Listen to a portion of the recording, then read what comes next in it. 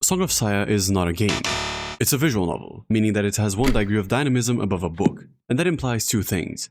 First is that if you're nearly as ADHD boosted as I am, the story has to be really good to keep you playing. And second, making an intro to something like this is practically impossible, so let's just get to it. This game is f***ed up, bruh. It delves into the depths of depravity and shows what a horrible situation can do to someone's sanity and moral compass. It is also a love story, a gore fest, and a tale of psychological horror. Before we begin, two important things. First, spoilers, obviously. I will be going over the story and the endings over the course of 2 videos. And second, if you haven't played it, go ahead. The censored version is on Steam, and you won't regret it unless gore and excessive violence, both physical and sexual, distresses you. And I mean it. Even though I tried to make this video funny, the story itself is anything but. It is objectively horrendous and explores some of the most awful scenarios you can conceive of. If you're more on the sensitive side, please exercise caution. I will show gore in this video, so if that disturbs you, either just listen to it or go watch something else. Okay, this game tells a story that explores some of the darkest, most morbid situations conceivable. The premise is simple yet very captivating. Our protagonist is none other than the sanest med student known as Sakisaka Fuminori.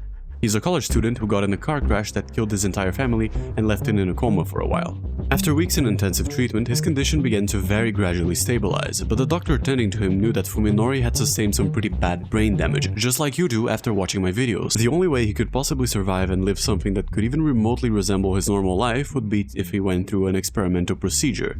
And that's what he did. But the effects and the extent of his cognitive deterioration would only be known once he woke up.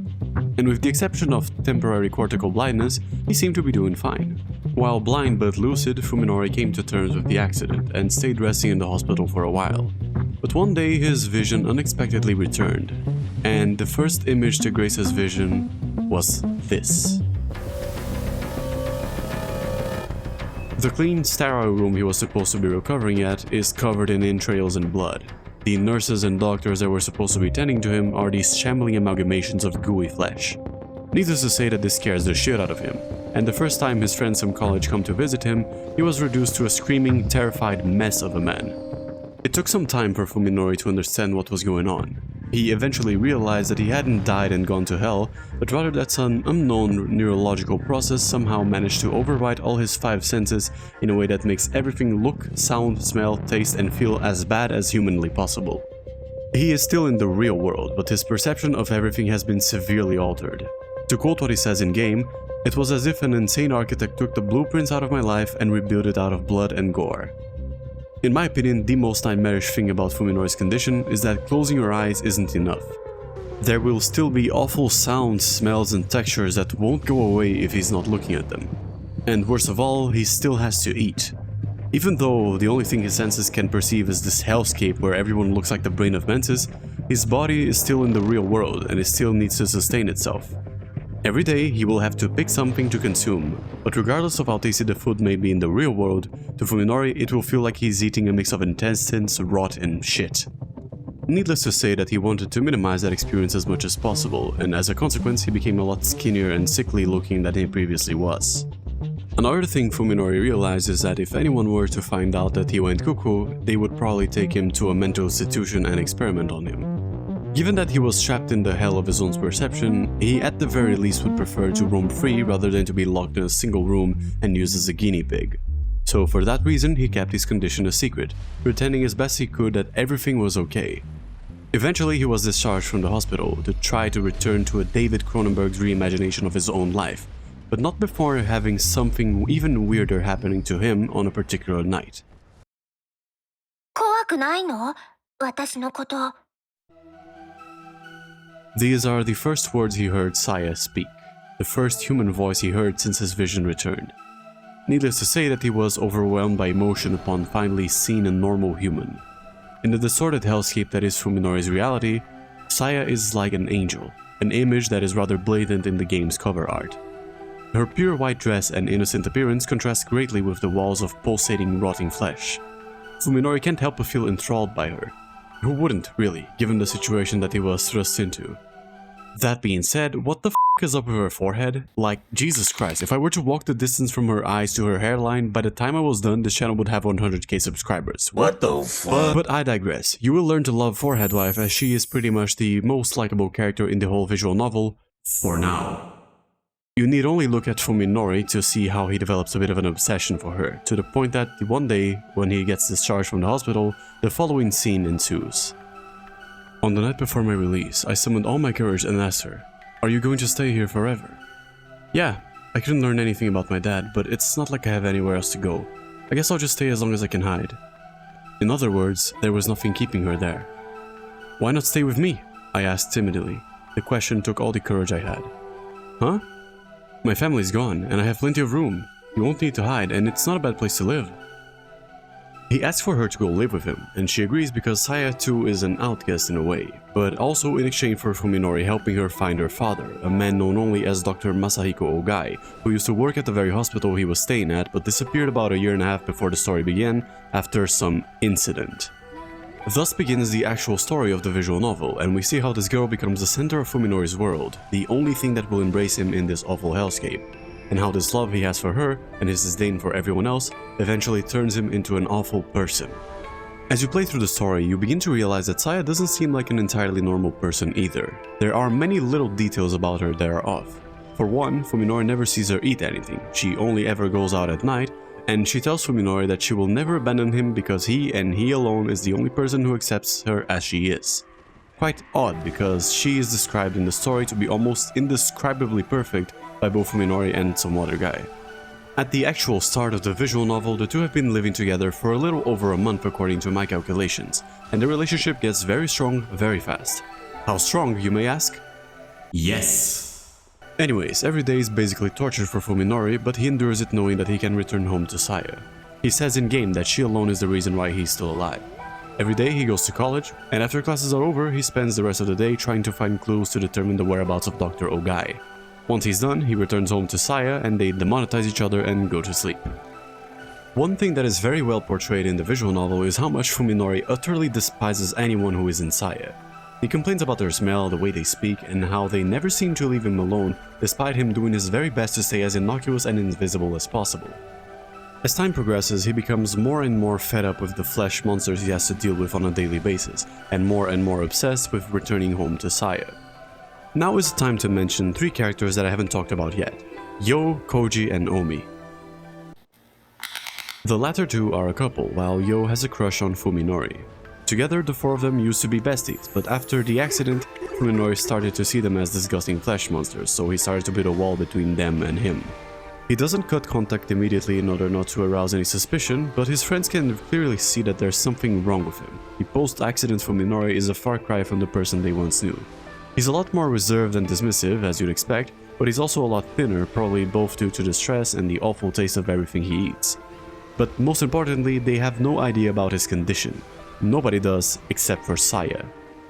They just assume that this change in behavior is due to the trauma of losing both his parents, but the way he starts acting becomes a bit too disruptive to ignore. Eventually, it all comes crashing down when Yo decides to confess her feelings for Fuminori. She had already done that in the past, and he said he would think about it, but then the accident happened. She gave him time, but after 3 months, she decided to hear an answer from him. And she did. Like I said, Fuminori was already pretty fed up with having to deal with these monsters every day, so when she finally went to confront him, it wasn't pretty. Come to think of it, I never gave you an answer, did I? I never saw you in any special way before. When you asked me out, I wasn't really sure how to respond. I didn't know how I felt about you back then. But now I can give you an answer. I've had plenty of time to think it over, you know? I hate you, Tsukuba. I don't even want to look at you. I suppose it is too much to hope to never see you again. We do go to the same school. So just make this the last time you ever speak to me. Your voice makes me sick. This is the moment when Fuminori finally let his mask slip, and Yo is reduced to tears as she runs away from the man who was once the target of her affection. Omi and Koji had been peaking their interaction, and being Yo's best friend, Omi is pissed off at Fuminori. She tells Koji that she'll go to his house to give him a piece of her mind. I'm sure nothing's gonna go wrong with that one. Well, she goes to his house, sees that the front yard is overgrown and that all the storm shutters are closed, and decides to investigate it further. She enters the house and hears some up distorted voice saying "Welcome home," and also sees that Fuminori's shoes are not at the entrance. She carefully begins to investigate the house and starts to find a lot of weird things. For one, the place smells awful, not just because Fuminori painted the interior of the house to cover all the guts, but also because there's some foul smell of rotten flesh coming from somewhere inside. She hears and feels something slimy lingering just out of sight, then goes to the kitchen or the living room or some shit like that, I don't actually remember, and fucking dies as Saya does an aerial takedown on her. Okay, it isn't really that clean because the game basically tells her that she isn't even able to process the pain of having her stomach ripped open, as the very sight of the thing attacking her is enough to drive her insane. Fuminori, who had been looking for more clues about Dr. Ogai, eventually returns home to see that Saya is eating something while sitting on the floor. I wonder what that is. To Saya's surprise, Fuminori isn't shocked or even mad at her. On the contrary, motherfucker begins to eat the food off the floor as well and tells Saya that it's f***ing delicious. From here we can already begin to form a few theories as to what exactly is happening. To Fuminori, everything in the world seems absolutely repulsive, but other than Saya, the only thing that looks appealing to him is the pile of gore on the floor of the kitchen that was once his friend Omi. From this, it would appear that Fuminori's brain basically flips everything in the world that looks normal into something awful, and flips everything awful into something nice. Can you see where I'm going with this? Anyways, more shenanigans ensue, and Koji and Yo begin to realize that Omi went missing, with Koji being the only one who actually knew where she was headed in the first place. But the truth is that nobody really knows what happened to her, not even Fuminori, since he had no idea that the yummy snack he had a couple of days ago was actually one of his friends. Koji eventually catches Fuminori skipping class, but instead of confronting him, he decides to follow him. Fuminori takes a train heading to the direction opposite to his house and disembarks in a quiet suburban neighborhood some 30 minutes away from central Tokyo. He enters an abandoned house and stays there for the rest of the afternoon, all while Koji is observing from a small playground nearby. Once Fuminori leaves the house, Koji decides to head inside. He sees that the house had belonged to someone named Ogai, and doing his investigation, he finds that the place was left abandoned for over a year. Not only that, but he also notices how parts of the house are covered with some weird, foul-smelling slime. He goes upstairs to find a study with a lot of books on advanced medical practice as well as some weirder tomes open on the table. The first one, Traité de Chiffres, is about semiotics, which is basically the study of symbols. The second, Ars Magna et Ultima, is about divination, which is the thing that Mona does, basically predicting the future. And the last one, the Voynich manuscript, is written in code, so Koji can't exactly figure out what the contents are. But according to Google, it has information on astronomy, cosmology, as well as herbology, balneology, and pharmaceuticals. After he's done perusing the books, he continues on to investigate the rest of the house, eventually finding a bathtub completely filled with animal bones. Finding that scares the shit out of him, and as he's recovering from the shock, Fuminori appears behind him and promptly scares the shit out of him again. While Fuminori isn't happy to see him, he explains to Koji that a friend of his lived in that house and that he was just running some errands for her, and then says that he would very much appreciate if Koji was to stop prying into his business. Then the two of them leave and go their separate ways. Lovely. Fuminori returns home and has a brief exchange with his neighbor, who asks if he wants any help mowing his lawn, because after all it looks like a f***ing jungle. Then he heads inside to find that Saya isn't home. She takes a while to return on that day, but when she does, she has all of his medical records that she stole from the hospital. As she's analyzing them, Saya says that she could try to do something that might cure Fuminori's condition, but she has to practice first. The next morning, she goes over to the neighbor's house to do a little trolling, but we will get to that in just a moment. Fellas, this baddie over here is Dr. Ryoko Tanbo, Fuminori's attending physician, and without any contest, my favorite character in this game. There was a scene earlier that I didn't show of Fuminori having an appointment with her, but he basically sits in a corner being as dismissive as possible, asks about Dr. Ogai, and then leaves. Dr. Tanbo knows that the hospital covered up an incident involving Dr. Ogai pretty well, so there was no reason why anyone, let alone a patient, should even know about his existence. She was already a bit suspicious of Fuminori when he said he was fine even though he clearly wasn't, and then he was friends with one of Ogai's relatives, which is weird since he didn't have any to begin with. Couple that with Koji and Yo making an appointment with her to discuss their friend's weird behavior, and that Koji saw him breaking into the Ogai residence, and now she has very good reasons to be concerned. She tells the two of them that she can't disclose any information, but she will do some investigation on her own, and finishes the meeting by giving Koji her private phone number. Back to the neighbor. His name is Yosuke, and he's basically a house husband who spends his days tending to the house and painting while his wife and daughter are at work and school respectively. On this fine day, as he was painting, he gets a bit thirsty and goes down to the kitchen only to feel a faint breeze. This was weird because he had closed all the windows, and upon investigating, he found that one of the windows had a hole produced by some sort of chemical. Naturally, this makes him quite alarmed, so he grabs a big ashtray to use his weapon and begins to look for whoever might have broken into his home. As he's doing that, our beloved flesh amalgamation wife, who had been hiding under the couch, seizes him with a bunch of flesh tendrils and proceeds to lobotomize him while he screams for mercy. He wakes up a couple hours later in a fleshy reconstruction of his own house, and he is going mad. His wife and daughter return home at that precise moment. Right now, Yosuke is basically experiencing the same thing that Fuminori has, and we will soon see that this is more than enough to drive him completely insane. His wife goes up to the studio to see what was going on, and as soon as he sees her as a flesh monster, he proceeds to kill her in a very graphic scene. But don't worry, it gets much worse. His daughter is still a child, and she doesn't really understand what is going on. As she's trying to make sense of the situation, the guy goes and brutalizes her as well. In that moment, he no longer feels afraid. On the contrary, he feels powerful knowing that he's able to kill these horrendous monstrosities, even though it wasn't enough to get him out of this nightmare. He takes pride in knowing that he could defend himself, that's all.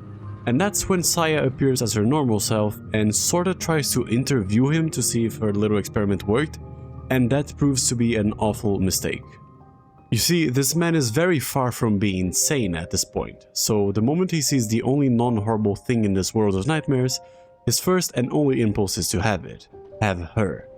The moment Saya realizes that, she runs back to Fuminori's house. He runs after her, and in a very tense scene, Yosuke begins to... yeah. Okay, real talk, if you don't want to hear me talk about this, just skip to this time. As far as I'm aware, this game has two versions. There's the Steam version, which is relatively censored and safe for streaming and shit, and there's also the uncensored version, which is the one that I have. And I thought that by getting it, it would show me more gory, f***ed up shit, but no. What it did show me are sex scenes. A lot of sex scenes. 3 up until this point, and not a single one of them felt comfortable to read. This could be the fault of localization, since I am playing the game in English instead of Japanese. It could be a fault of the author, or it could be my fault, since my dumbass decided to go with the uncensored version. In any case, if this scene's objective was to leave the player uncomfortable, it worked very well with me, but for the wrong reasons. Now, I know that some people are into dubious consent and non-consensual, and honestly, it's fiction, so as long as you're not hurting anyone, I don't really give a shit. However, from a storytelling perspective, this is a bad scene. The story takes all agency away from Saya just for the sake of showing a scene of sexual violence. You mean to tell me that the same Saya who can melt glass, kill small animals, drive people mad by merely glancing at her, does neurosurgery with multiple appendages, and f***ing ripped a girl's stomach open is now helplessly crying as a middle-aged man is assaulting her? I had a theory that maybe her powers didn't affect the people who saw her as a human, but that is disproven like 3 minutes later. This scene is just here for the sake of having a sex scene and doesn't even bother giving a good justification. And that pisses me off. It's fucked up to think about this, but I believe that this scene is simply a product of a game published in 2003 in a country that isn't exactly known for giving women a lot of agency. But yeah, rant over. Fuminori eventually arrives home and plays Fruit Ninja with Yosuke's body, and then immediately goes over to Saya to comfort her. This is when she confesses that she experimented on him, and what she says is kinda heartbreaking. She thought that since Fuminori was always so nice to her, if everyone else saw the world the way he did, they would all be nice to her as well. Yeah, she tells Fuminori that she can fix his head by doing the opposite of what she's done to Yosuke to him. Ah, if only it was that simple. Did you break your leg? Just break it the other way, silly. This is when the game gives us an option. Accepting it will land us in our first ending, while declining it will continue the story. Since the game still goes on for a while after this, I will explain this ending now and leave the other ones for the next part. The moment Fuminori accepts Saya's offer, he begins to have second thoughts. The truth was that he would be more than willing to endure the gore reality as long as Saya was with him, and that feeling stays with him for the rest of his life. Saya does a lobotomy-themed makeout session with him, and he wakes up a couple hours later in his house. This time everything looks normal, but Saya isn't there. He calls the police and confesses to having killed Yosuke. They come to arrest him for that, plus the deaths of Yosuke's wife, child, and Omi. Fuminori is taken to a mental institution where he will presumably live the rest of his days, but one night he gets a surprise visit from Saya. He wakes up in the middle of the night to the sound of something crawling outside his room, and he instinctively knows that it's Saya. Though when he tells her that he wants to see her and hear her voice, she slips a phone under the door with a text message saying that she doesn't want to be seen and that she wants to preserve the memory he has of her. The two talk for a little bit, and in a very heartfelt moment, Fuminori tells Saya that he loves her. And even though they can't see each other, Fuminori knows that she is crying. He then asks her what she will do for the future, and she tells him that her plans will probably be to try to find her father, Dr. Ogai, and maybe find a way to get back from where she came from. The two bid each other farewell, and Saya slides away from his cell, probably never to be seen again. What I got from this ending is that Fuminori understood that Saya wasn't human and that she perhaps was a lot more abnormal than what he previously thought. But even so, he loves her and still thinks of her every day, which is surprisingly positive. His love now transcends anything related to physical appearance, and he is bonded with the soul of this horrible eldritch monstrosity baby girl forever. Isn't it cute? And yeah, this is the best ending, the one that lands him in a sanatorium forever and alone. I'm gonna end the video here because the script is already like twice as long as what I usually go for, but part 2 will come out soonish since I already have everything written. And in it we will go through the rest of the story and the other endings, of course. But yeah, that's about it for me. Like the video if you want me to make a lobotomy themed makeout session ASMR.